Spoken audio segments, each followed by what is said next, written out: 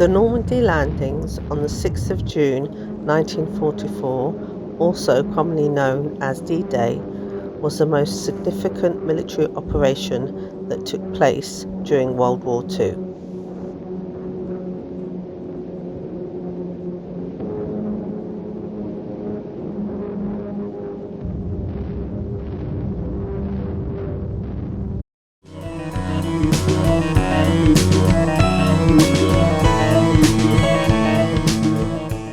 By 1944, World War II had been raging for nearly 5 years, with Allied forces led by the UK, US and the Soviet Union fighting against the Axis powers, primarily Germany, Italy and Japan.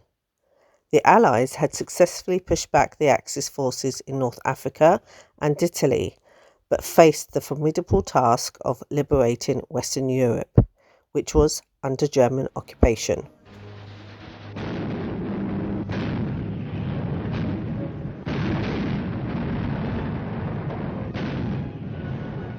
The Allied leaders recognised the need for a large-scale invasion to establish a foothold in Western Europe.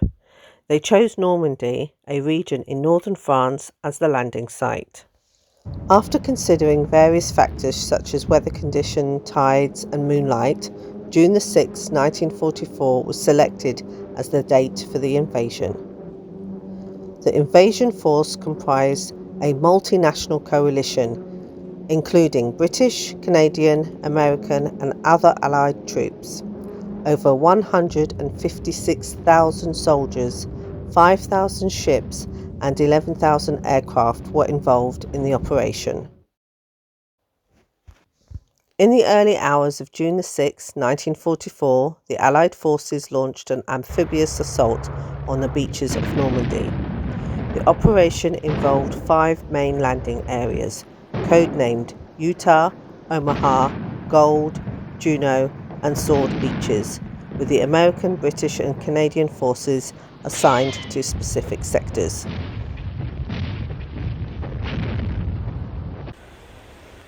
I visit some of these beaches on my trip to France. They're quite sad, really.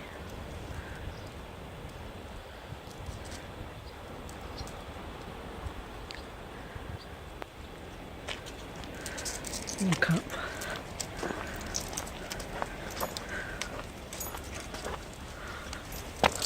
Look all the way. Beach, so like 16 kilometres of beach up and down this coast. All the landings. Gold, Juno and Sword beaches were under the British and Canadian forces.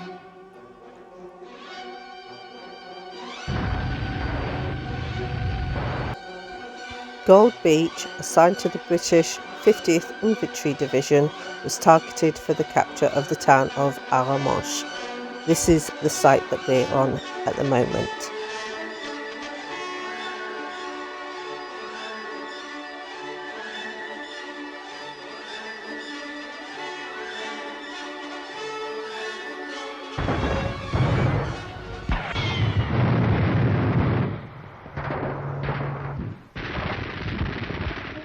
And here, out of action, come German soldiers in surrender. The first rich fruits of victory for the United Nations.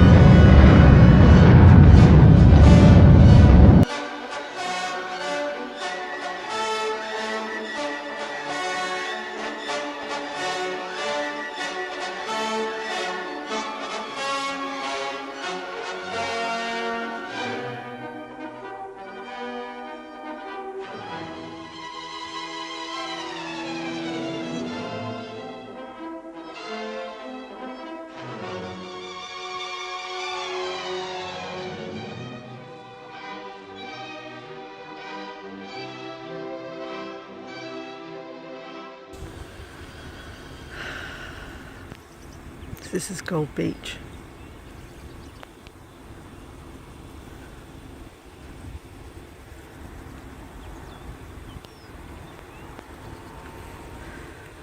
Doesn't really look much, but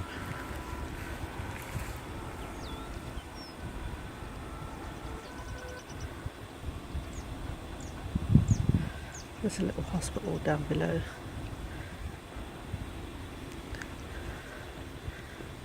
Peaceful now, wasn't 70 odd years ago.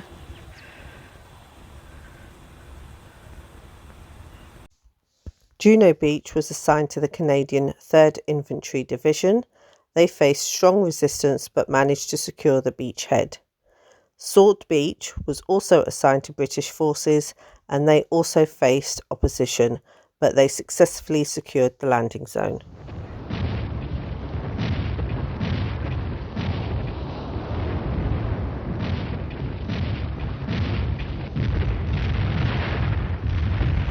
Utah Beach and Omaha Beach were for the Americans.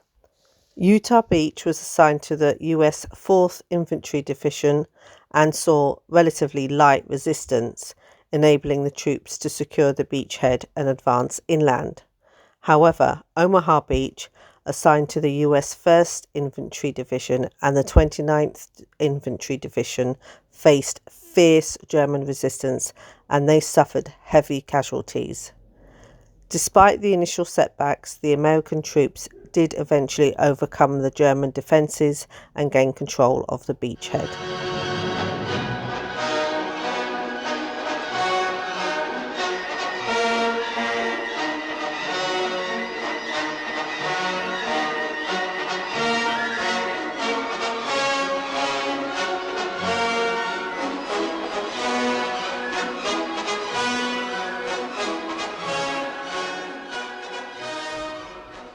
Following the initial landings, the Allied forces faced tough German resistance, but gradually pushed inland, overcoming obstacles such as fortified positions and minefields.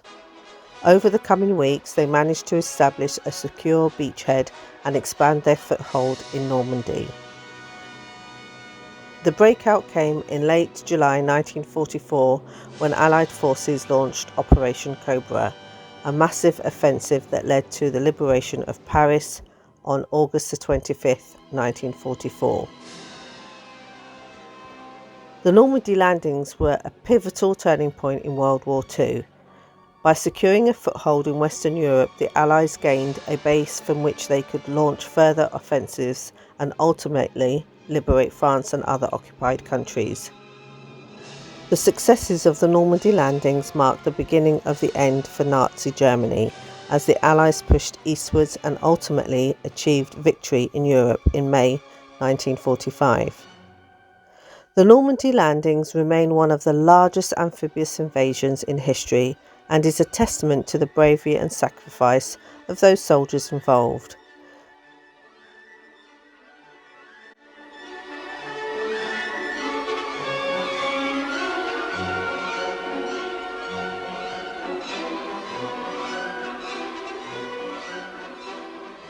Okay, this is me driving onto the Eurotunnel. It is so strange. Waffles is in the back.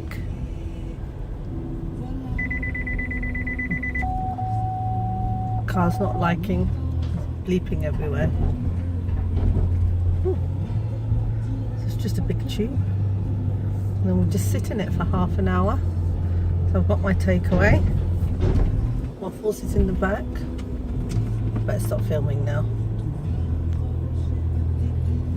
Okay, so back to filming. This is us. So we just sit here for the whole journey in our car.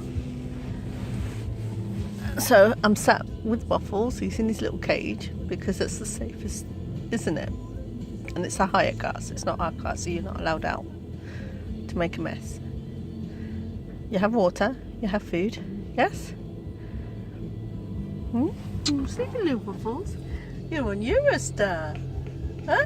You're on Eurostar. Waffles is on Eurostar. So that's it. Let me flip the camera. No, that's the picture. Okay. Yay! That's it. So I'm just going to relax for half an hour, just rest.